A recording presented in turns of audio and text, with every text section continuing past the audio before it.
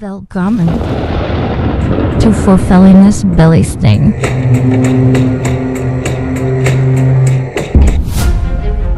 A show dedicated to aligning a journey to a better mental health using the understandings of the ancient Norse. Join us each weekday morning at 7 a.m. Alaska time.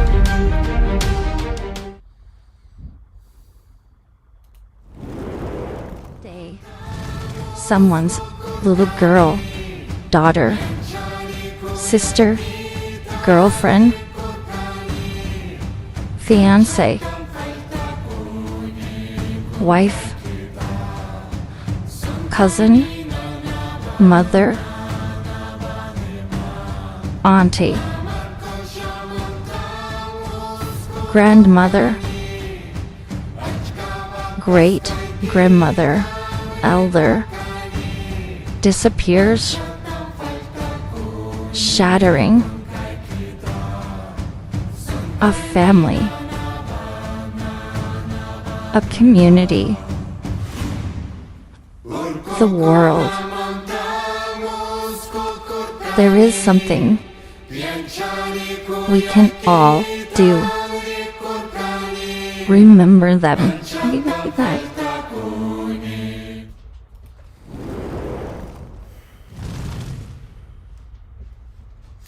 Good morning and happy Thor's Day to you. Today we're talking about the strength of Thor. So, before we get started, I want to say firstly and foremost, talk so much. Thank you for those of you who have liked, followed, and subscribed. For those of you who haven't just yet, be sure to click that button, like, follow, and subscribe us on any of the platforms, whether it be TikTok, Facebook, or YouTube, or even here on Streamlabs.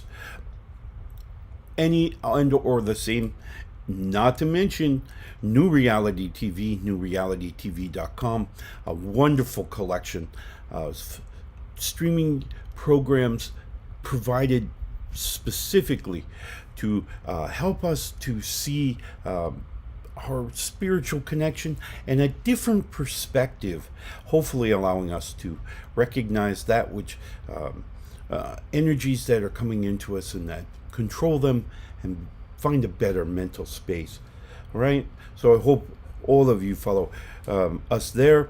In addition, the audio platforms, you're welcome to find Belly Sneak on all of the podcast platform distributions in audio format. So hopefully there's something there that you can use to help you get to where you want to be ultimately.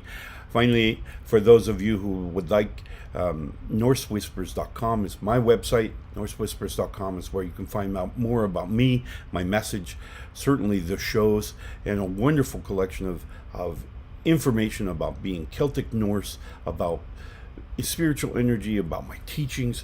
All of those are there at NorseWhispers.com.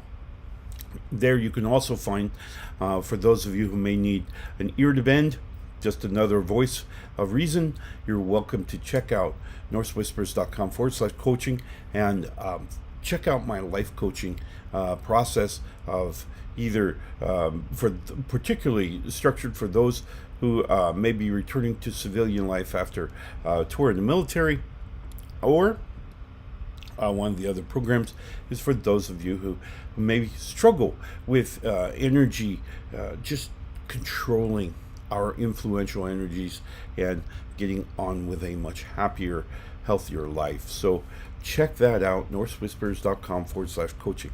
This morning, our chat is up for both TikTok and Facebook. So for those of you who may have a question about what we present today, by all means, put it out there. I'm always open to your comments and your questions. So check those out. Today we're talking about the power of Thor. Now, for those of you who may not be familiar with Norse legend and lore, Thor was a very prominent figure in the legends and lore, even before those people were recognized as the Norse. All right, so he actually began being recognized as the god of strength long before we hear about certainly long before the age of the Vikings. So he was recognized in Germania, Germany of the time, and again he was initially recognized as the god of strength. Now he wasn't only the physical, he wasn't just physical, he was actually mental strength too, because what you see is in many of the sagas written by Snorlason centuries later, was his ability to see through all the schemes and the plotting and the manipulations that his adopted brother Loki was always kind of pulling off, right? So Loki is the god of mischief, right? So he's always having fun. That's what Loki does. He's always having fun himself. Unfortunately, this led many times to the other gods and goddesses being disrupted, being endangered. He was quite the card. So, but Thor could always see through them. He had the mental focus to where he could see through Loki's schemes and actually kind of get ahead of them. We see this many times throughout the saga, where Loki is being Loki and trying to pull something off, and recognizing, of course, that he can't, and because Thor has something to do with it. Well, let this be an example to you, because you too have this mental strength. You too can focus our energy. Now, a lot of times we've spoken on many occasions about how to focus our energy receiving and our energy emission. How to focus that energy and to create these paths of some type of successful manifestation. So, when we think about emitting energy, remember, we're always emitting energy, right? We're always emitting energy. It's it's the way others perceive us, right? So they may, their aura is obviously bumping into yours, and there is an energy signature that's being passed between those two auras. Now, many of you ask me periodically about what is an aura. What is this thing you call the aura? All right, well, there's a couple of things to know about your aura. An aura is a scientific thing. It's not one of those woo-woo things that you read about in the comic books or in self-help books. No, the aura is much more. It is a real thing. What is it? Well, in much the same way that any electronic or electric device or presence creates what we refer to as the electromagnetic field. So it's a field that is generated around the passage of energy. So any type of electricity moving from point A to point B creates a field around it. A certain amount of this EMF is what it's kind of its pet name, right? So this electromagnetic force is a invisible field that exists around the electric. Well, your aura is your EMF. So your body creates energy, a couple of different forms of energy. We have obviously emotional energy and cognitive energy, but we also have biological energy as well. Your body is creating using your breakdown of, this is a whole science in of itself, but we break down food and many different factors. The body breaks it down to move energy or a signal from the end of our finger to our brain through nerves. So the nerves traverse our whole body, and this signal is passed from one nerve to another, all the way up to the brain, where we register the touching of our finger. So all of these nerves are passing a very minute electricity. And this is called bioelectricity. Okay? Bio being body, electricity being, of course, electricity. So so you have many of these generation points that are creating energy within the body, and this whole unit then is surrounded by a field that we create, just being alive, right? Being alive, our aura is connected. Within our aura, of course, is the spiritual mind. The spiritual mind communicates in and out of the aura effortlessly in an attempt to make sure it stays connected to the spiritual realm. So remember, spiritual brain back here is actually broadcasting and receiving from the spiritual realm all the time. Our physical brain is creating this energy within us, right? This bioelectricity is being created that creates an EMF, or an electromagnetic field, around you. This is your physical aura, which is very similar, identical, to your spiritual aura. Both of these auras are invisible, you can't see them, and when you become when you really focus and you're a little bit more intuitive, you can certainly recognize their existence. You can feel them. Then you can probably see them in your third eye. You have a little bit more interactivity with them, but for the most part, they're there. The aura has essentially two parts to it. Remember, the field being created, it has a border and it has content. It has the contents within it, of which one of those contents is you, right? So you're within the aura. Surrounding you is this space, and surrounding that is the border. Now, your aura, or your EMF, is maintained or managed by two very distinct, very prominent processes. The first one is the content around you, right? So all that space around you, between you and the border, okay? All that space is controlled by our thought process. If our thought process is in hypergear, so we're thinking of 50 billion things at the same time, this area, this space, becomes cloudy. And like a frosted light bulb, when you apply light to it, the light diffuses. Okay?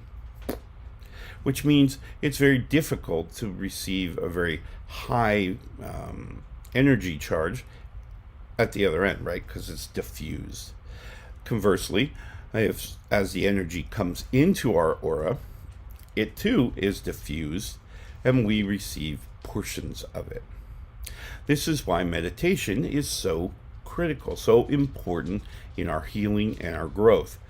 As we still the mind, stop all those 50 million processes, and just focus on us, focus on maybe healing something, focus on something,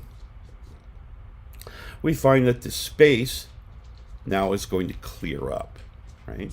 So we go from a frosted light bulb to one of those much more clear light bulbs.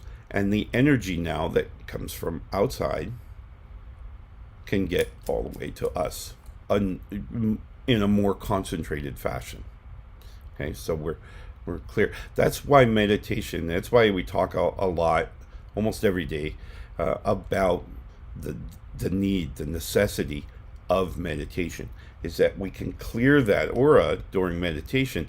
This allows the spiritual energy to pass from the spiritual realm to us. Okay? In a very concentrated, almost original form, right? The second part of our aura is the border. Now, the border of our aura is tied to our emotional state. So, as we feel good or as we feel certain ways, this alters the frequency of the border. So, when the border is super high frequency, right? For those of you who don't know, these are wavelengths. So frequency is kind of like the waves of the ocean, right? And when you have a very charged emotional state, these waves, they shrink and they raise. So you go from this nice even ocean swell to the problem with that frequency, that very high frequency, is that when other auras come in contact with our aura, a very high frequency is going to deny their, almost irrelevant of what their frequency is. Sometimes you may get a match, if you both have high frequency vibrations within your aura's border. Sometimes those can match, but for the most part, you're going to find a disparity between your frequency and someone else's, and this is when the auras kind of repel each other. Now, what does this mean? Well, this means that you may not get a very clear read on someone else. They may be may seem either preoccupied, they may seem distant, they may seem just disinterested, right? And the reason that is because your two auras have met, they're bouncing off one another, and they're not allowing you to communicate at that level with this other individual. Now, the more closely our frequencies on those borders match, the more the borders are able to cross over to one another, allowing further and further involvement, thereby making us closer and closer friends, right? So if my emotional state is open and loving and kind and harmonious, and so is yours, we're going to come together and we're going to become fast friends, if not soulmates, right? So my frequency, when my Shield Maiden and I first came together, our frequencies just, we went way beyond, right? Because we had found the other side of us, right? The other part.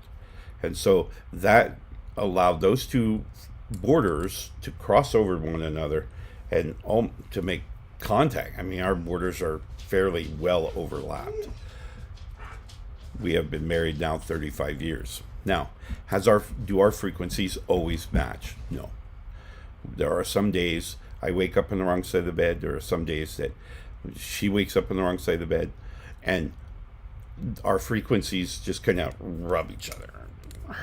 So we kind of get that. But then we simply let those things go, and then our frequencies come back in alignment. All right? So super important that we recognize these parts of our electromagnetic field. Super important, because this is how we manage our growth, our understanding of the cosmos. Most importantly, how we understand how the cosmos interacts with us. So, when the energy is coming in from the spiritual realm into the aura, if it can make it through the border, okay, gets inside this space with us and is not diffused to the point of we can't recognize it, it reaches us. Now, us, we accept energy from our central point, or I think many people have referred to it as the crown chakra. My grandparents, my great-grandparents, spoke about us being like a leaf, right, on a tree, right? So here's our stem, is here in the middle. And on the stem, you're going to find where you have these veins, right? And those veins that stem off from the middle stem, those are those gates right there where the two veins meet into the centralized stem. Those are referred to as the chakra, right? Now, the chakra are simply spinning wheels of energy deflection within the body. Now, its main point is to move energy from the spiritual realm into our crown chakra. It then distributes it down to the third eye. Third eye goes down to, the throat. Throat goes to the heart. Heart goes to the solar plexus, and so on, until you cover the 7 chakra. These chakras are spinning, as I mentioned, and now and then those chakras are dependent on our emotional state. So our emotional state, and they're kind of somewhat dependent on our intellectual state as well, in that sometimes they get kind of locked up. They can't spin, in which case they're not distributing energy. So what we have to do is, again, sit down, meditate, focus on that chakra, and we can actually kind of kickstart it, right? Get it spinning again, ultimately distributing energy to the body and beyond. Okay. Now, according to my ancestors, this energy stream that came up in our stem is what connected every human, every life form throughout all the realms. It connected to the center tree of life. Now, center tree of life being Yggdrasil. Yggdrasil is what contains all 9 realms. Yggdrasil, huge tree in the center of the cosmos,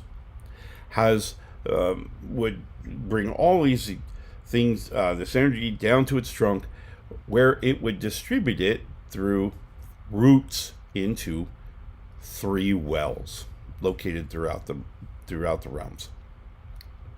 The primary one that I always draw, because it is my favorite story of my grandfather's, and that is the Well of Erd. The Well of Erd being the well guarded, monitored, maintained by the 3 Norse sisters, and Erd, of course, being the eldest of the 3.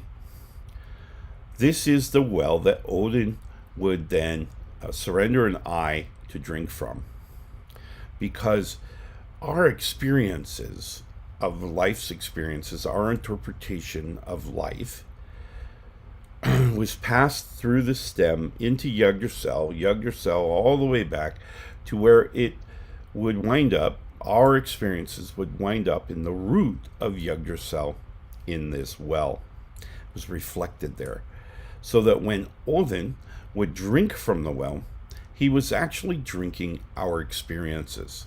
He was absorbing our life's experiences that he would learn from.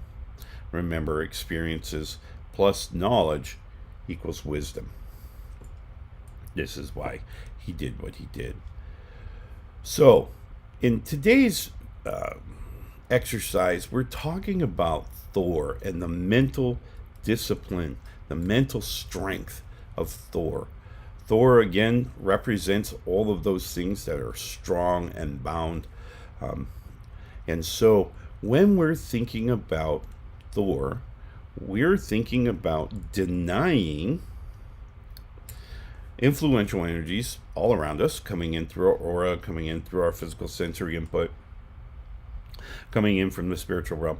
We're going to deny all those influences so that we can focus on who we are, what we want, what are our desires, what are our emotional needs. Okay? And by focusing on those, we can then pull all of our energy to doing what we're wanting to do. All right? So we're bringing all that energy, everything all together, and we're going to focus it on that thing which we wish to manifest. So when we think about making our reality, we've heard other people say that we create our own reality. And it's quasi-true. But what we really do, and we do it every minute of every day, is that we create the interpretation of our reality. In other words, remember, yesterday we spoke about changing our perspective to find the good versus the bad, right? We can see all the negatives out there. We can see the bad energies. They're out there every day, all around us. Or we can choose, using our me gate, we can choose to see the good, to see the beauty, to see all that is wonderful about the world that we live in. So we can choose. But remember, we have to control a lot of energy. And we're kind of saying, whoa, whoa, whoa, whoa, whoa. Let's keep that stuff out there for a while. Let me think about this. Let me ponder this. Again, clearing that out using the process called meditation. We can now clear the interior part of our aura so that now we can really focus at receiving energy from our ancestors, from the spiritual realm, and certainly from the deities, right? Because they're all passing the same way. All right. So today I want you to focus.